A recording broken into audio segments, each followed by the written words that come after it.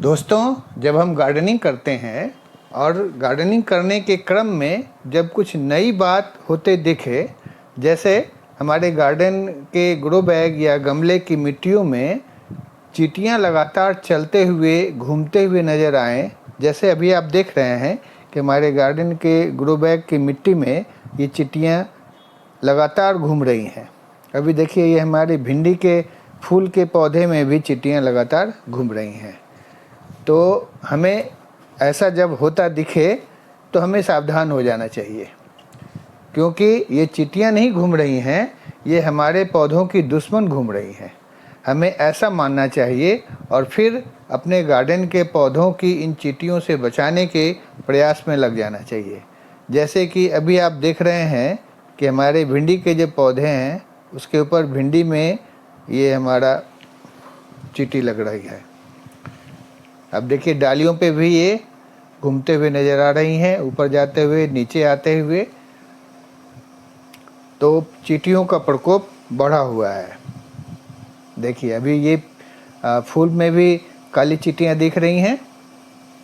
अभी देखिए, ये अड़हुल का फूल है जिसे गुलहड़ भी कहा जाता है। इस फूल में देखिए आप, ये काला काला चींटी लगा। तो दोस्तों, आज हम इसी टॉपिक पर बात करने जा रहे हैं कि अगर हमारे गार्डन के पौधों की पत्तियों पर, डालों पर और ग्रो बैग की मिट्टी और में चींटियां लगातार चल रही हों तो हमें सावधान हो जाना चाहिए और हमें जानने की कोशिश करना चाहिए कि ये ऐसा क्यों हो रहा है। तो आइए इसी टॉपिक पर हम डिस्कशन करने जा रहे हैं। तो रिटायर्ड बट एक्टिव चैनल पर आप सभी का स्वागत है। मैं सुचिन सिन्हा, नमस्कार। तो दोस्तों, आइए जानते हैं कि हमारे गार्डन के पौधों पर चींटियां लगातार क्यों चलने लग जाती हैं, डालियों पर, पत्तियों पर या मिट्टी में। तो इसके लिए सबसे पहले जानना होता है कि हम जानें कि ये ऐसा क्यों होता है।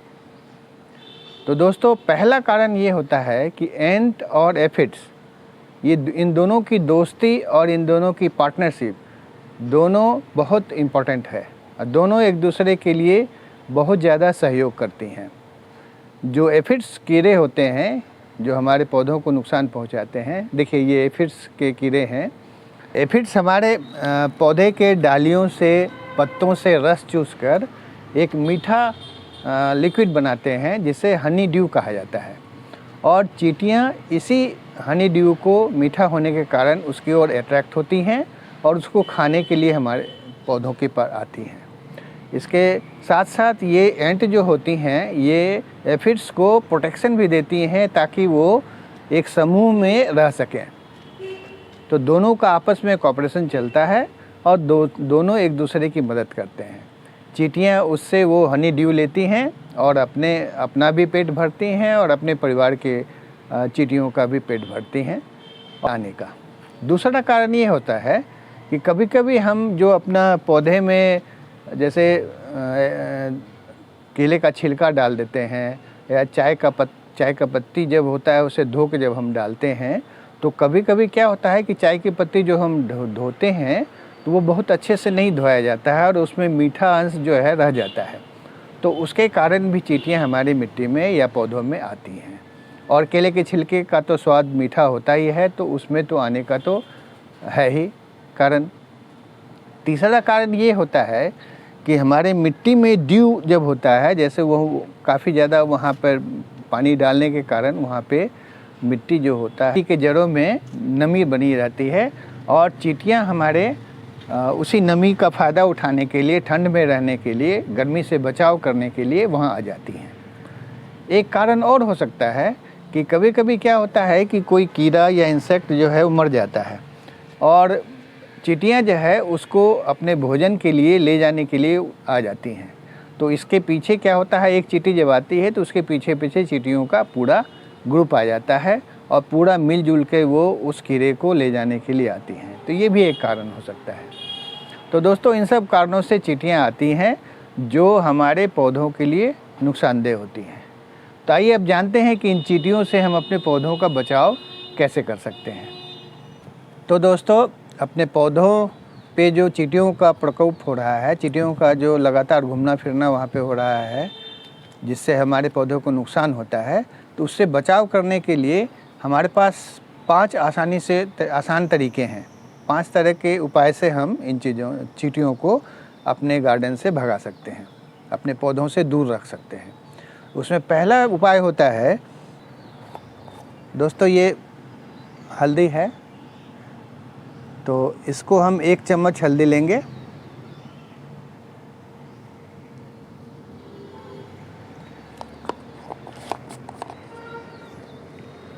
और 1 चम्मच नमक लेंगे। ये नमक है, दोनों को मिला देंगे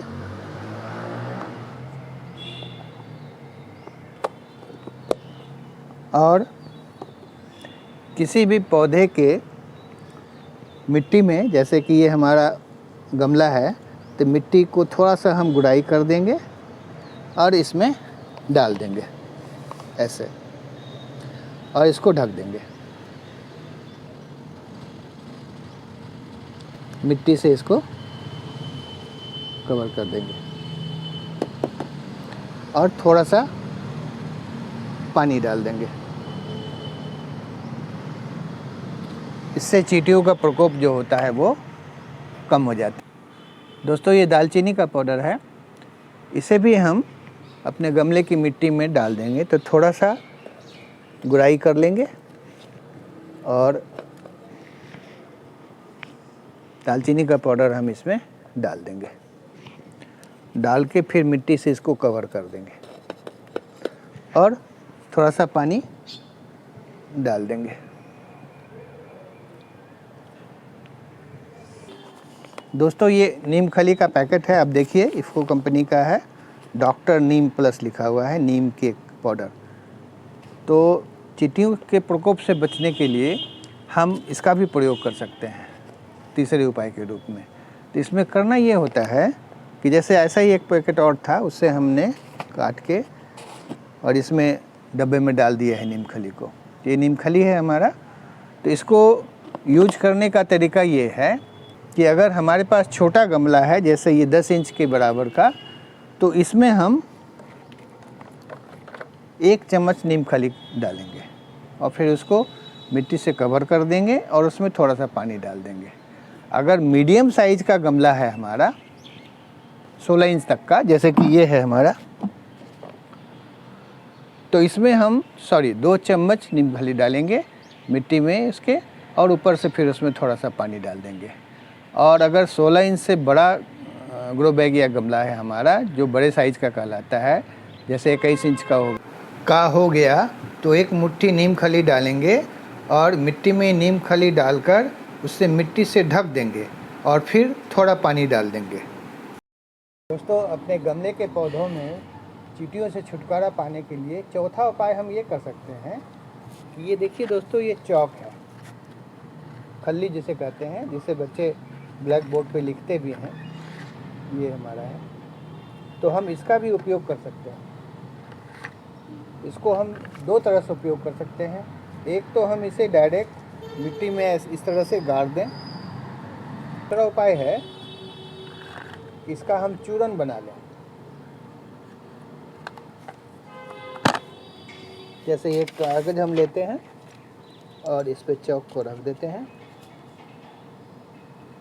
2 चौक हमने लिया है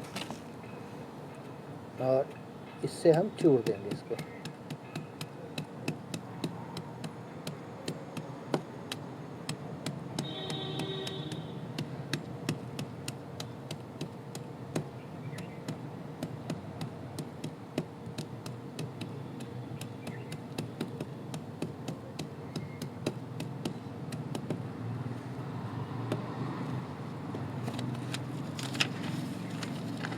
ये चौक को हमने चूर कर दिया है।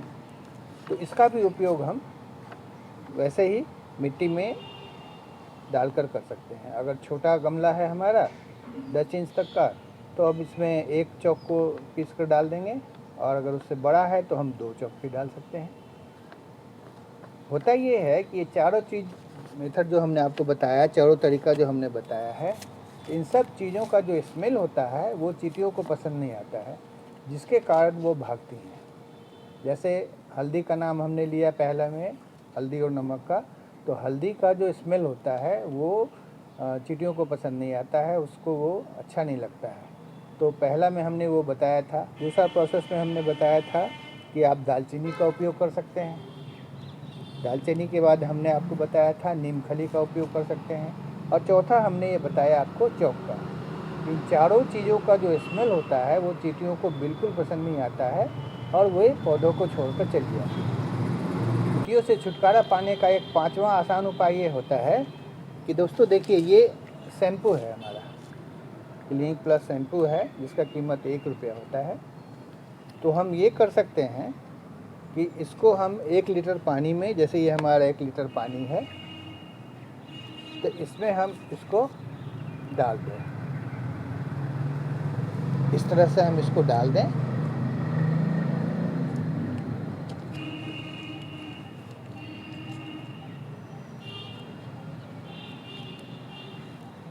ये हमने इसमें डाल दिया, और इस घोल को हम, ये जो हमारा स्प्रे वाला बोतल है, इसमें